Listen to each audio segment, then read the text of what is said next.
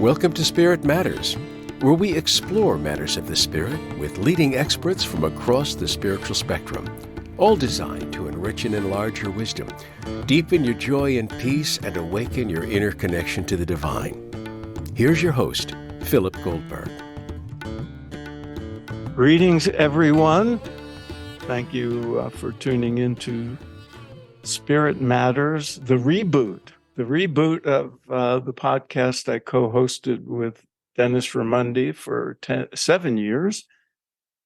That is now in the past, but our archive lives on. And if you go to spiritmatterstalk.com and the YouTube channel of the same name, you'll find about 300 interviews with extraordinary spiritual teachers and experts of different kinds. And please go and avail yourself of the archive. We will keep it maintained and keep it free. And in this new iteration of Spirit Matters on this new platform, we are continuing the tradition of having conversations with a diverse range of very wise people who can help you along your spiritual path. And I'm very pleased that today's wise person is Sally Kempton. Sally's a widely respected teacher of meditation and spiritual wisdom, a former journalist whose articles I remember reading in Esquire and the Village Voice. She has been for more than 4 decades now practicing teaching and writing on meditation and spiritual philosophy. 20 of those years were spent as a Swami in a traditional monastic order. And she is the author of 2 best-selling books, Awakening Shakti, The Transformative Power of the Goddesses of Yoga, and Meditation for the Love of It, which we'll talk about. She teaches at Esalen and Kripalu and all kinds of other places, and has her own online courses and seminars that you can learn about at her website, sallykempton.com. Sally, thanks for being with us. You're suddenly muted. Wait, hold on a second. There you go. Oh, okay. So I just was saying it's a pleasure. It's always a pleasure to talk to you to your face. Very good. Thank you. I think people are always interested in origin stories, how people got interested in especially non-mainstream areas of spirituality. And in your case, I think it's a particularly interesting one that people can relate to. So at one point, you were a well-known already as a young woman, a journalist of some repute and stature. And then you had a spiritual transformation that led you onto a path that you've been on all these years. And first as a devotee, and then as a devotee and a teacher. So what was it like? What was the transition what was the turning point? What was the transformation that triggered that transition in your life? Well, my first taste of what has become the goal of my practice was an acid trip in 1970, and during that journey, which was the first time I'd ever taken acid, I was just inundated with love, which I knew was what I'd always wanted and missed in my life. Coming from a cynical, humanistic left-wing family where love was not a word that was actualized that much, and it was so powerful and so all-encompassing, and it was so clear that this was the truth of life. It took about a year before I could really do something about it. But and what happened then was that I got involved in a Western spiritual group called Eureka. And then I had, which you may know, yeah. I remember. And then about a year and a half after that, I had another awakening at the feet of a Tibetan teacher who asked me, who said to me, "Look at the back of your head." And I said, "What do you mean the back of my head?" And he said, "Find out who's looking." And I just catapulted into a state of non-dual consciousness, which was radical and started the process of Kundalini awakening and literally, remaking my inner being. It was kind of scary. And in the middle of that process, I became aware of Swami Muktananda, who had just come to this country and, was a well-known Kundalini master. So not Kundalini yoga as in Yogi Bhajan's yoga, but Right. I guess what I would call the real Kundalini, the one that makes the base of your spine. And I went to see him, actually looking for some advice. I thought my Kundalini had gone up the wrong channel, as in that terrifying book by Gopi Krishna, which was all we had to read about Kundalini in those days. He burst out laughing and he said, "No, no, no, no. Kundalini, there's no such thing as up the wrong channel. Kundalini is the intelligent creative force of the universe, and she knows exactly what to do." So, so that was my first encounter with him. And my experience of him was of that love that I was seeking for, addicted to. I came to be addicted to it. And that's kind of been the unfoldment ever since. How deep can that love become? How vast, how wide? Thank you. And that was in the early 70s for people trying to place these things, when there were many of us having that kind of breakthrough, but it was the availability and the accessibility wasn't quite what it is today. And the acceptance of stepping onto such a path was such that we had to face a lot of resistance and teasing, I should say. Yes, and including from within, because our upbringings were hyper rational, hyper modern. This is pre postmodernism, but we were hyper modern. So it was interesting that a few months before this whole journey started, I'd done an interview with Carlos Castaneda for a piece I was writing for Esquire. I had to track him down. He was very secretive about his whereabouts, and I finally found him in full view at the University of California at Irvine, where he taught anthropology. And we had quite a deep conversation. And I told him that I was about to do this thing with a Western spiritual group. And he said, you cannot do spirituality with fellow Americans. You have to enter another culture. You have to have your mind blown. Another culture. And of course, he was talking about his own experience with Don Juan. But I have to say, even though there's a lot to say about our mistaking the culture for the path, there was something about just plunging into an Indian ashram culture completely unprepared for what it was going to be like. That was incredibly powerful for me. And that, I think has been for many, many people. Oh, for sure. Yeah. For sure.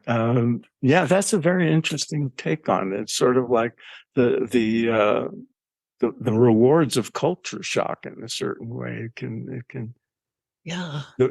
And I guess for those of us who were in the counterculture in those days, the very foreignness and non-Westernness of it was that much more appealing. Totally. And also, I know for those of us in the counterculture, my guru was a traditional Indian yogi, which meant that men and women sat separately. didn't talk to each other, at least not in public. And the whole, the whole quality of that ashram was, I would use the word puritanical. It was very, very straight-laced in certain ways, which was a strange contrast to the, the extreme, the quality of meditation, because being a master of awake Kundalini, there were all kinds of, wild things that went on in the meditation hall. But in our personal lives, in our relationships, we were very much trying to be, in part of Indian culture. And for me, because I was, wildly countercultural and quite, how shall I say, very liberal in my views about everything. It was, I actually felt like I had to remake myself in the mode of a young Indian virgin. This is after I'd been married. I'd been, around New York. And it was quite a radical experience. Yeah. So the cultural human aspects of it were very definitely a big part of it. And, and of course, everything normalizes itself. But one of the interesting things about that I've always, looking back, and when I wrote American Veda, had to sort of pay attention to, was part of that sort of conservative nature of traditional Indian ashram culture was a certain deference, if not reverence, for the guru. Yeah. And we were the generation that was like anti-authority. Yeah. Yeah. And we had that was not only an unlearning, but some of us were perfectly happy to do that with a guru we looked up to, whereas we'd never do it with a parent never, or a teacher or the government. Yeah. Yeah. I know. And I mean, I used to think in those days, it was during the Carter administration, and my guru was a monarchist, basically. His politics were monarchical. And I remember he once said, this was after the Iranian hostage thing, he said, Jimmy Carter took birth to destroy America, meaning that as far as he was concerned, the important thing in government is that everything be under control, that. And so it was so antithetical to, I hear you. Well, that's for the historians now. I want to move on, but since you brought up Swami Muktananda, one of the things he was known for, all the gurus who came had their own angle on the tradition and their own expertise. In addition to his illuminating the nature of Kundalini, as you mentioned earlier, he brought out Kashmir Shaivism.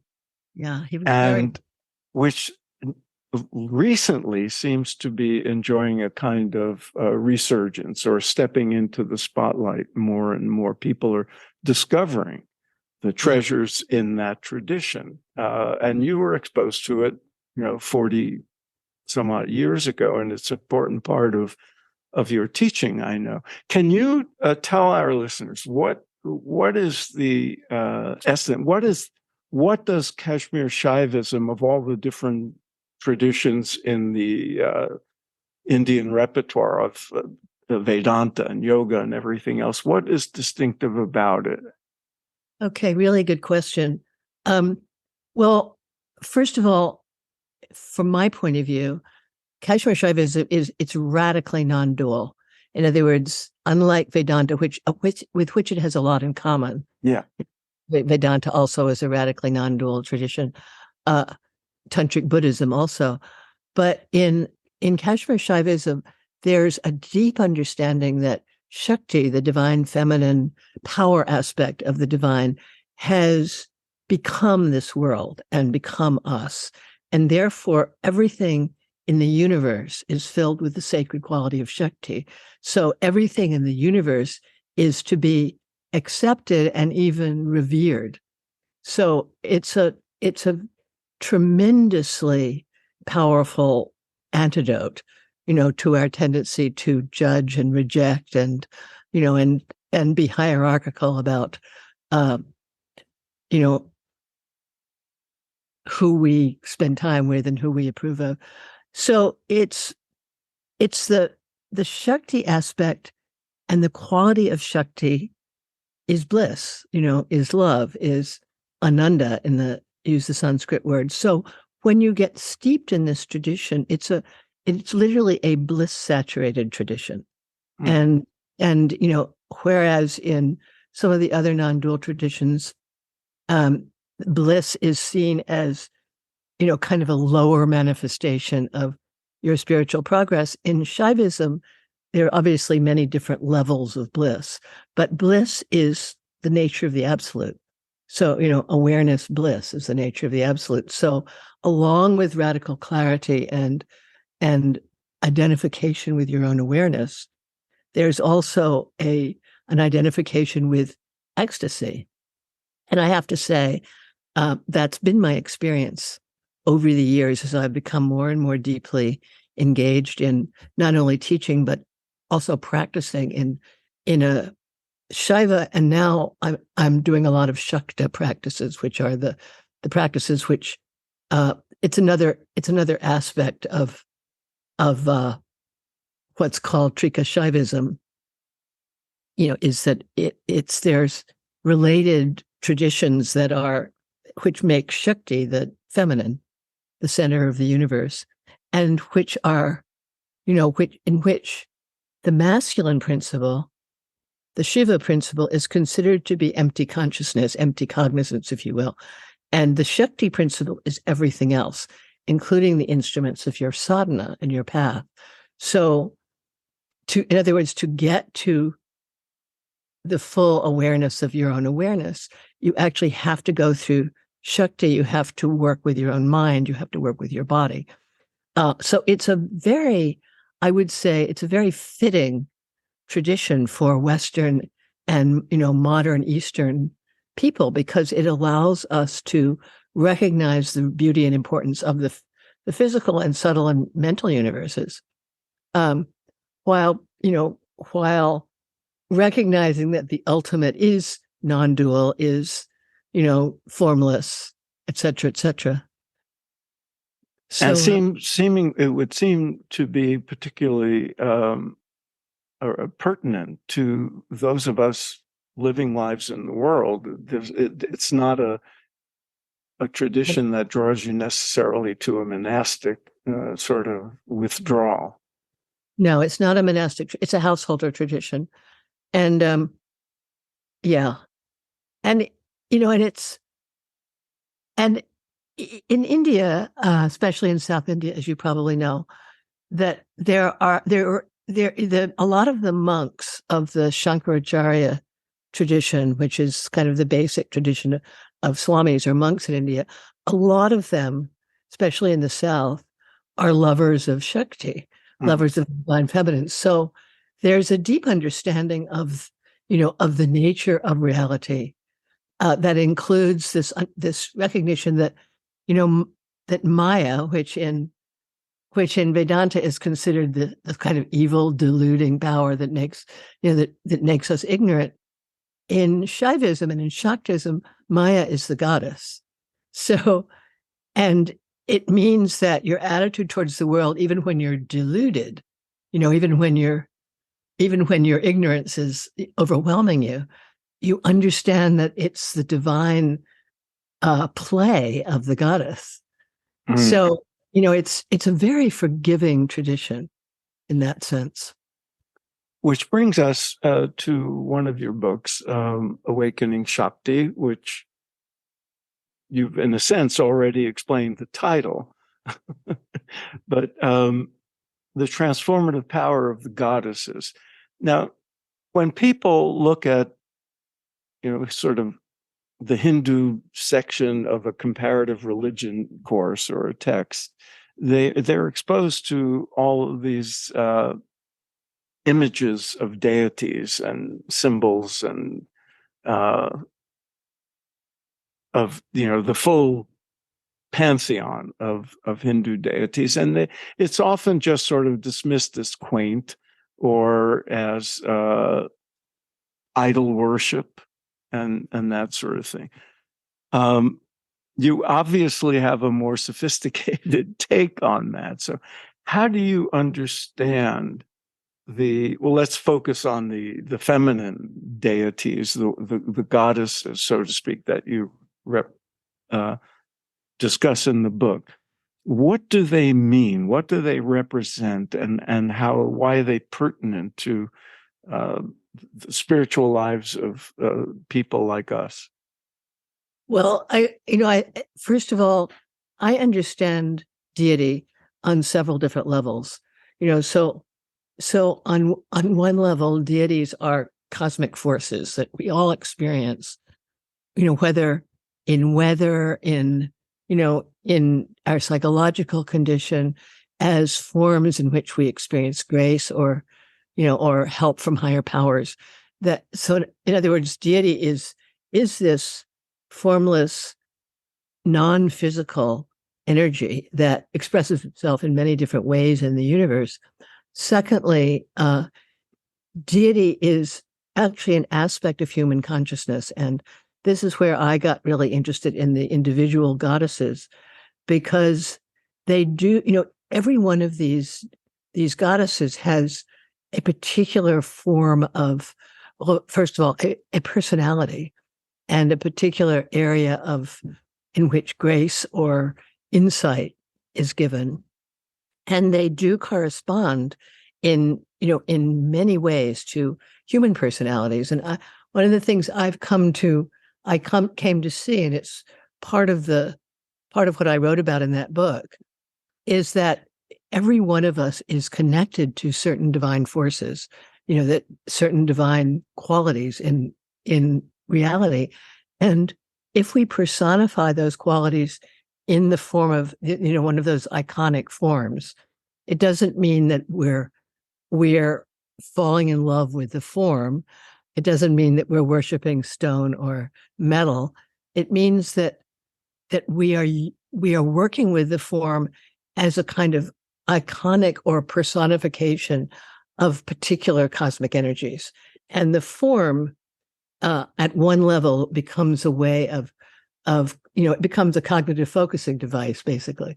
You can bring the energy of a particular deity into your field by focusing on the form, or by focusing on a mantra, or by focusing on one of the geometric representations that are called yantras.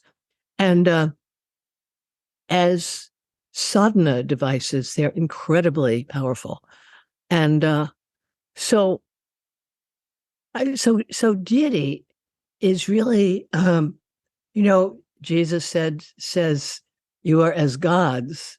And I think he was talking about this particular quality in human life, that along with our humanness and our psychological qualities and our skills and capacities, and along with our the ultimate truth of our being as pure awareness and love, we also have connections. As we have connections to ancestral streams, we have connections to deity streams. And once you start practicing with deities, you come to realize that there are, they're protectors in the cosmos that you can tune into. And, and this is, of course, as you know, every tradition has this, from the deep shamanic traditions to Christianity and Judaism. The thing about the Hindu deity pantheon that's so great is that there are so many deities that, generally speaking, you can find a personal connection to one of them. And many of them, I'm kind of a, let's say, all-purpose religious devotee. I can get I love Jesus and the Virgin Mary and, various other figures of traditional religions. And one of the things that I've noticed is that the Western vision of the Christ light or of the Virgin Mary, they're completely present in the Hindu tradition. What the Westerners name as Jesus, I would name as Vishnu or Krishna. They're very, very similar qualities of light, qualities of love. And in other words, I believe they're universal forces that have particular faces in different cultures. And there's a lot to say about the contribution that different religious cultures make to the general understanding of the divine. But I would say the Hindu culture is incredibly sophisticated in this way. That in this understanding that there's so many avenues, so many gateways into higher states of consciousness. And the deity practice, I have practiced it, and I think you may have as well, and many people do, both in the Hindu tantric traditions and in Buddhist tantric traditions. It's that when you begin to meditate with a particular deity form and internalize that form, that it actually transforms your own physicality, your mental state, is a kind of divinizing process, a kind of, well, in Christianity, they would say transfiguration, where the light of that being begins to come into you, guide you from inside, and eventually, at a certain point, I wouldn't say take over your identity, but become a part of your identity that you can tune into. And it's a tremendous link to the power of grace in the universe.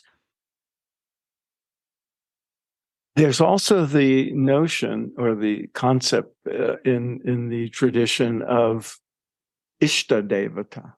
Yeah. Which you kind of hinted at. Explain that and how it ties into particularly your book, in which you have 6 or 7 of the principal goddess figures in the Hindu trade, and you devote a chapter to each of them with practices that are oriented toward them. But there is also this Ishtadevata concept. Can you explain? Yeah. Well, the Ishtadevata means chosen deity, and it's the aspect of divine consciousness whose personal form you connect to most deeply. And often in India, there's a family deity. Right. Generations of people have gone to the same Durga temple or the same Shiva temple, and they have an intimate relationship with that deity. But for Westerners, people who did not grow up in a Hindu tradition, that discovering that there is a form of the divine that you feel particularly connected to, and who can function as a guide and protector and really internal compass as you begin to internalize that being. Not everybody has a sense of their Ishtadevata, but when you do, it's a profound kind of almost familial connection. And the idea is that eventually you so internalize the deity that in a certain sense you become that, which is a strange and heretical idea in the West, but a very, very powerful one, as you know. When you talk about this with people, do people ever say to you, isn't this focus on particular forms antithetical to non-dualism? Yes, they do ask me that a lot. I get asked similar things. What do you say? Well, I'd say it's a matter of levels. That there's a level, the absolute level. There's a formless, pure awareness that we enter into, in which there's no thought, no form. Beyond that, there's the experience that everything in the physical and mental worlds is irradiated by this non-dual, blissful awareness. But in between, and Shaivism's very, very places a lot of stress on the process by which that formless absolute kind of steps itself down until it becomes a human being. And the idea is that they're beings living in the subtle world, in the subtle worlds, who exist on many different levels.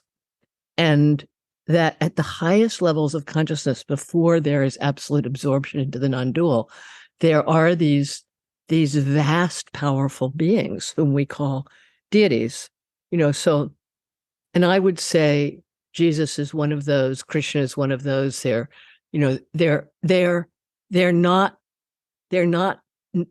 non-dual in the sense that they're specific and personal, but they carry within them the full awareness of the non-dual. So when you connect to them, they open up into the non-dual. So, and for human beings, as you know, having come from being one of them, and having a similar tradition, there's something about having a form, having a relationship, having a relationship with a second person form of God that's incredibly important, because the non-dual itself, first of all, you have to be pretty darn awake to get it. Otherwise it's just an intellectual idea, which is what I think it is for many people who call themselves non-dualists. They know it intellectually, they're not really experiencing it. And they're kind of using non-duality as a cudgel to beat people over the head who have a more devotional relationship with, right? Or like mantras, or and you're so dualistic. We're so dualistic. Well, yes, we're living in duality. We're in the physical world. So how do we get through this physical reality in a way that takes us to higher and higher states of awareness, deeper and deeper maturity? Well, we do it. One way we do it is by having companions, friends, human friends, teachers, but also by having, divine companions who turn out to be not just imaginary friends, but, who actually are alive in what Jung, I believe, called the imaginal world, the world of archetypes. And I think it's easier for modern people to understand deity as archetypes than it is for them to understand them as real beings. Yeah. But they're both, they're both. And it's always worth pointing out that the greatest of the non-dual teachers all understood that. And Shankara wrote themes to the Divine Mother. And your own guru was non-dual teacher who understood all this. And Ramana Maharshi has a Sri Chakra. He what? He has a Sri Chakra in his Samadhi Chakra. So he was buried with a representation of the Divine Mother. And they all understood the non-dual enfolds the dual and all. Well, it's one of the things, forgive me for interrupting, it's one of the things I think is so sophisticated about Hinduism and also Tantric Buddhism, is that there is this complete comfort with moving back and forth between the universe of forms and the formless. It's not they're understood to be completely complementary and helpful to each other. So when you go in meditation, you go into one of those non-dual states, which with God's grace, we all do or will at some point, and everything disappears. Then you come back. And you need wisdom, you need help, you need friends. Right. You need protection. You found the ox, and now you have to come back to the marketplace. And you may not be fully self-realized when you come back to the marketplace. You might need, a little hand-holding from. And regardless, you want to drive on the right side of the road. And Exactly. Speaking of which, just one more thing about goddesses and all. One of the charming things about the tradition is the stories that are associated with each of the goddesses, and they're wonderful tales. And of course, it's easy to dismiss as, mere mythology and products of gifted storytellers' imaginations. But there are also great teaching tools. And do you use the stories? How do you use the tale? Because you come from a journalistic background. You know how to tell a story. You know the value of story. Yeah. Yeah.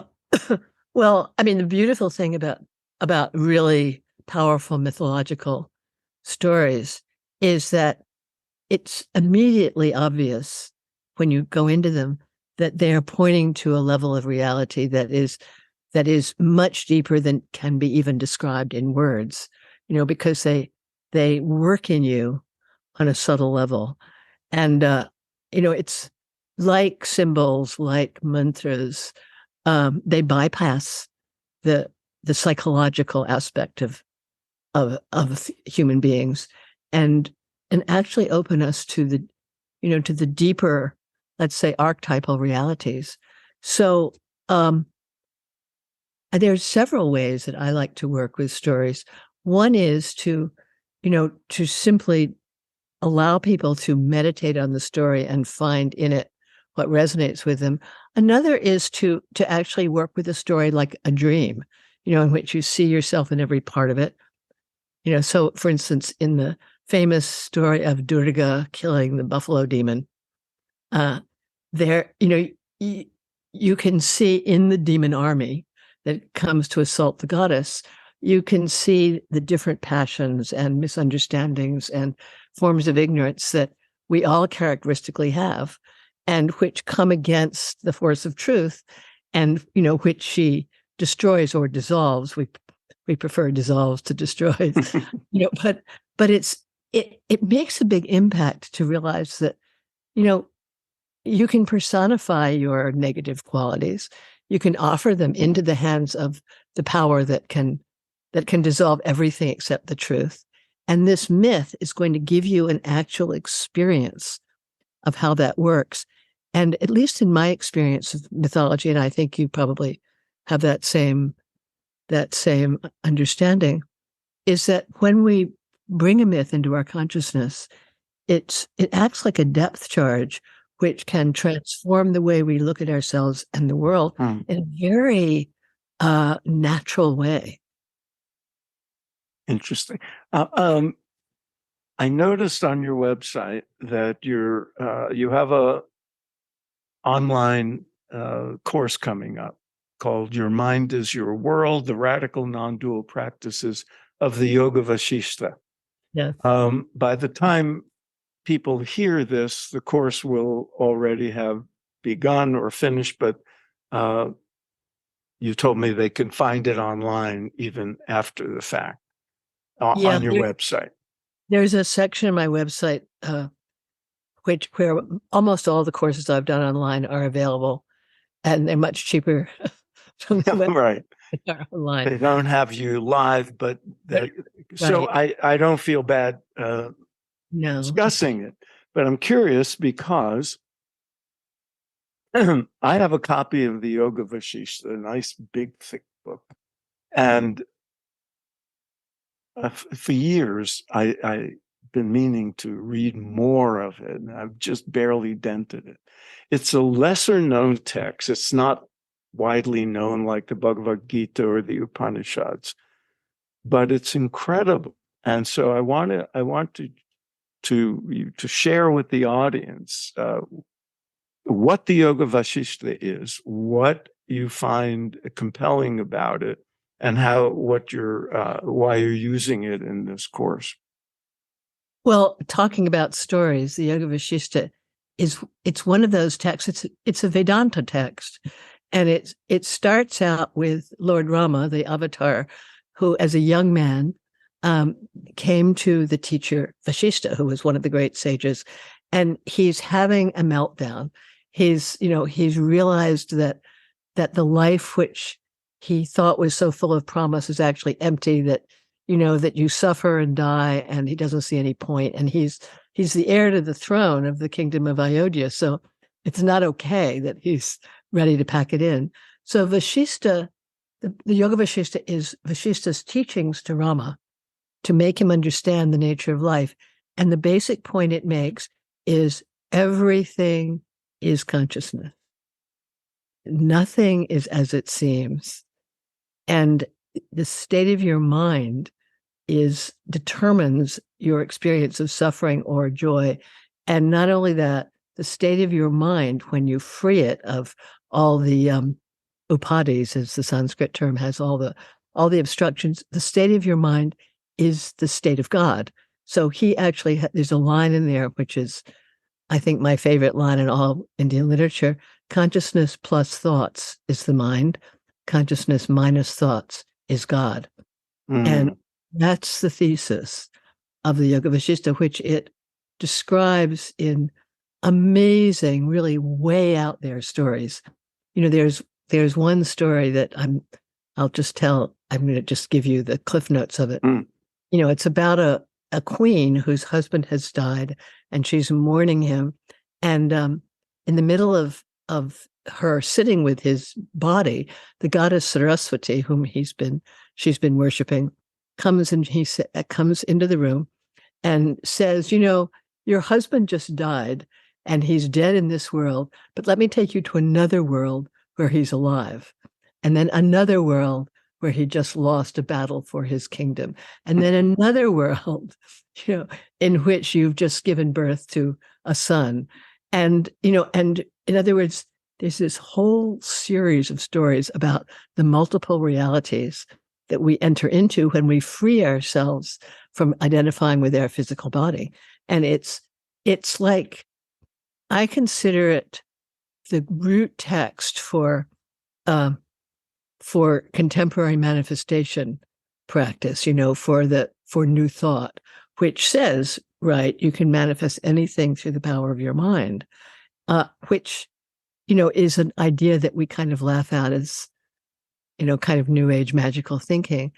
But the Yoga Vasishtha is the text that explains how that works, because consciousness is infinitely creative and, you know, has the power to manifest anything. And if you are fully tuned into it, which of course is the state of a very great, that's the prerequisite. That's the prerequisite. You have to be a real, which is not what the Western New Thought traditions say. But you can transform reality with your mind. And for us, having that recognition of the fact that the mind is actually a field of consciousness within which thoughts and perceptions arise and subside, it's probably the most freeing recognition you can have. And I think it is one of the ultimate non-dual recognitions. So that's the Yoga Vasishtha, just drums this idea into you. And for years, I've kept it by my bed. I read it before I go to sleep at night, which is a great way to read it, because, you know, you read a couple of pages and your mind expands. And it just changes, as we were saying about mythology, it transforms your consciousness inside. Go ahead. Which I think is really the purpose of reading spiritual books. Is not for information; it's for that transformative process. Yeah. Have you ever been to Vasishtha's cave? No, I've never been in Northern India. I hear it's extraordinary. Oh, it is. Yeah, I've been there. I'll be there again in February. I'm taking a tour group, and when we're in Rishikesh, we take a little side trip up the river and sit in his cave, which the last time I was there was pretty crowded. Actually, it's gotten a little bit more popular. Yeah. But I would invite all listeners, if you're ever in that part of India, go sit in Vasishtha's cave. Speaking of Rama and his having to be trained so he could take over and be a proper ruler, I'm curious how you have reacted to events in the political and social world. You were politically active back before you entered the ashram.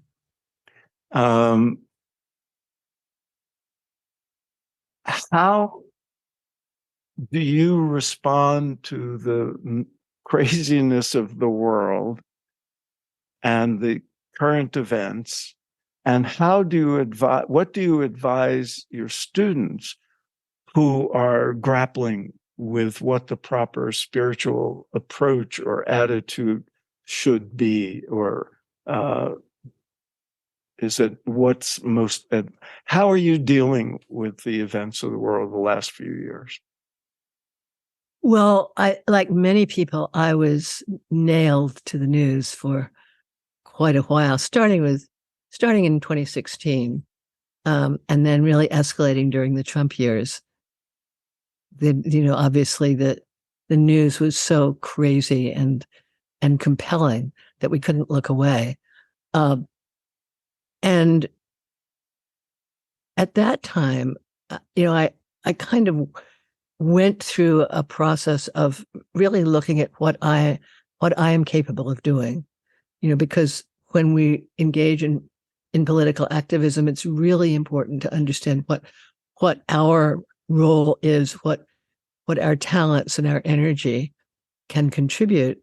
And I came to a couple of conclusions, and this is what I suggest to my students, is that it's really important to contribute financially to whatever, I'm going to use the word progressive, but I mean it in a generic way, to to what it is that's going to help unfold higher energies in this planet, which could be, it could be an organization like Partners in Health, or it could be an animal rights. I mean, it could be very simple, mundane things. And I think that we all need to do that. We need to support organizations and people who are doing good work. And some of us are built for political action. So what I always say to my students is, if you're drawn to this kind of work, just make sure that you're really checking back with your heart and your inner self, so that you're coming from a place, not a place of anger, not a place of, of we are good and these people are bad, but a place of really, really being able to understand on an intuitive level what needs to be done and what you have the capacity to do. And what's, to use a Sanskrit word, dharmic for you. Yeah. What your, what your actual personal dharma is in this situation. Yeah. Good. But not to ignore it, But not to ignore it. And I do think that's really important, Phil. Thank you for saying that. We live in the world, that one of the beautiful things about the Indian system is the understanding of the four goals of life, dharma, artha, moksha, kama, and moksha. The right action, dharma, more complicated word than that, but kama, which is enjoyment, pleasure, artha, which is wealth, success, and politics, and moksha, which is liberation. And the implication is that we're meant to have all these things in our life. So we're meant to do well in the world. We're meant to make a difference politically if we have that capacity. And we're meant to enjoy, and we're meant to do it in a dharmic way, in a way that's in alignment with the laws of love. And we're meant to liberate ourselves from the round. And have fun. And have a really good time while we're doing it. No, those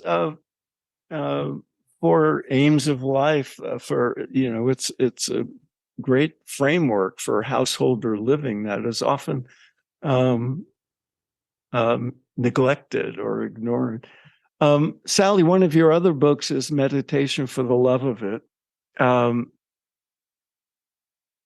Why the title? Well, because my motivation for writing that book, I'd been the Meditation for the Love of It is actually, this is the book. I happen to have it. Good.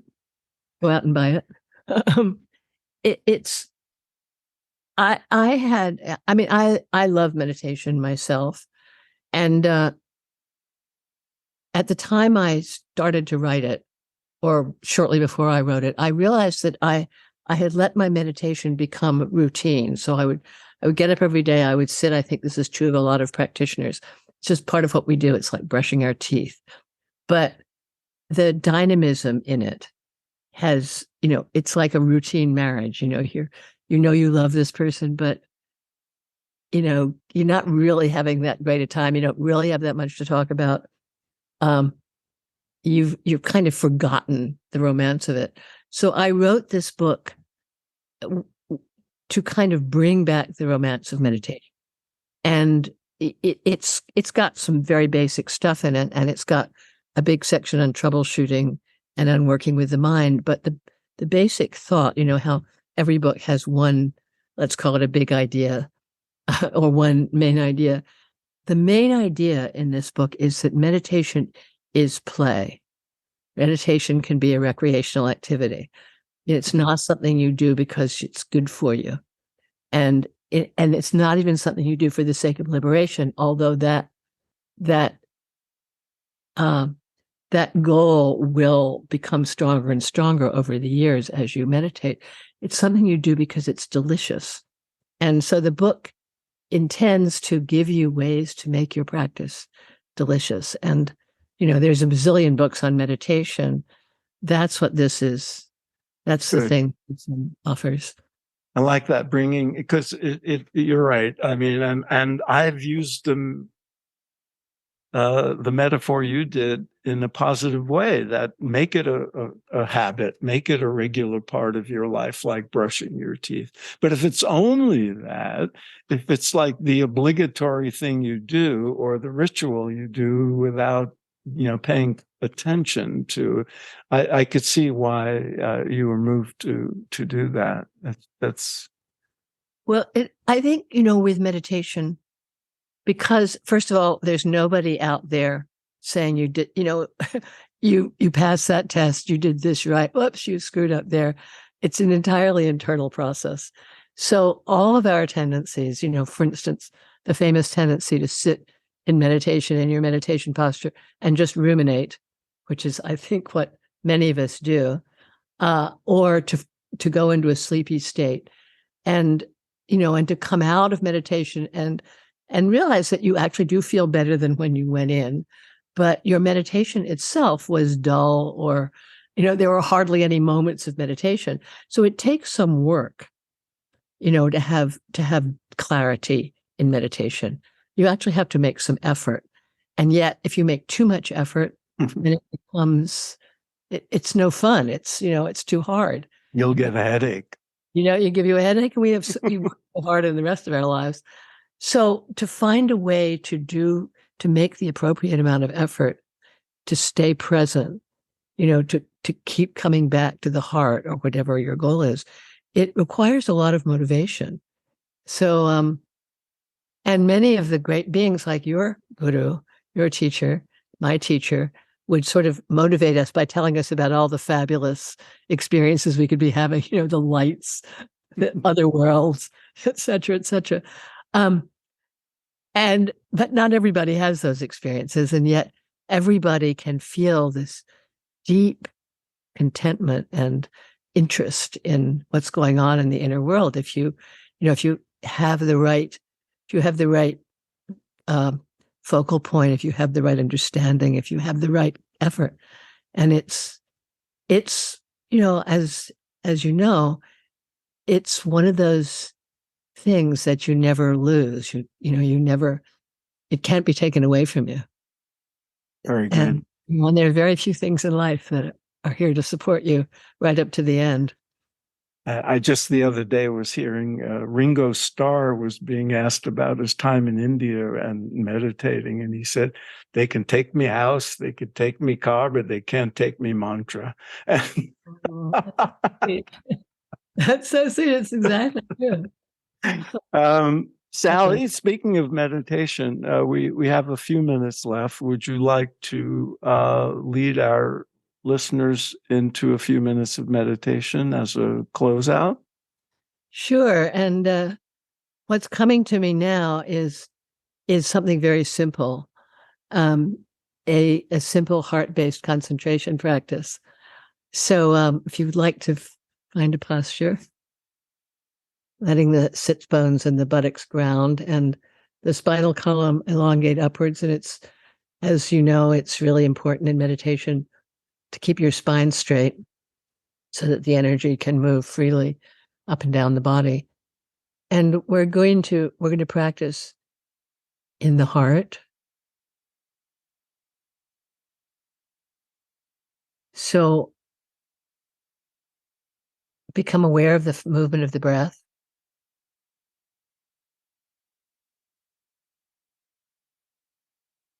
And feel that you are actually breathing into the heart. Breath is flowing down into the heart with the inhalation. And then with the exhalation, it flows upward through the throat, up through the center of the head, up through the crown. And then with the next inhalation, feel as though the breath is coming in through the crown, flowing down through the center of the head, the throat, and into the heart. And feel that the inhalation expands the heart. The exhalation allows your awareness to flow upward, to flow into the realms above the crown, so that you're breathing in the rarefied energy of those higher fields. You're breathing it in, holding it in the heart, allowing it to expand the heart, and then to flow upwards, connecting the higher realms to the human realm, which is the realm of the heart.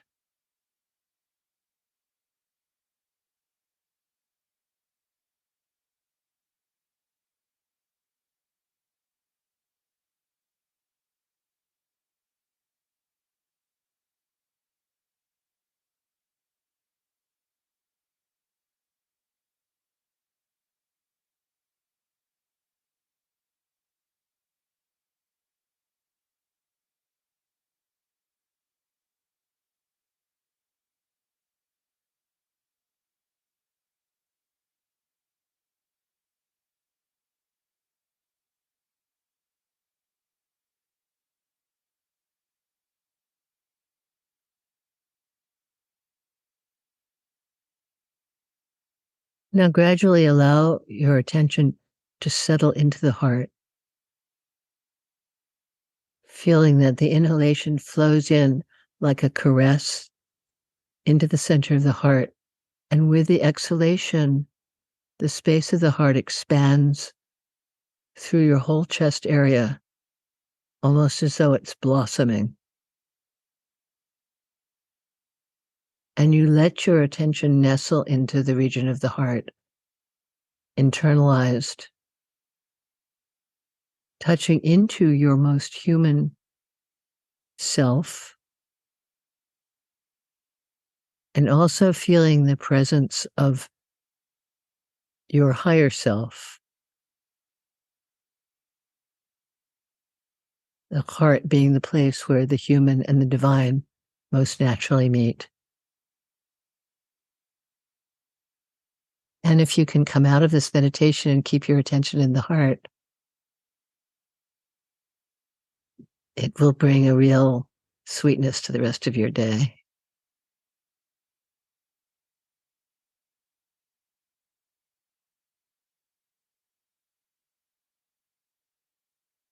Thank you, Sally.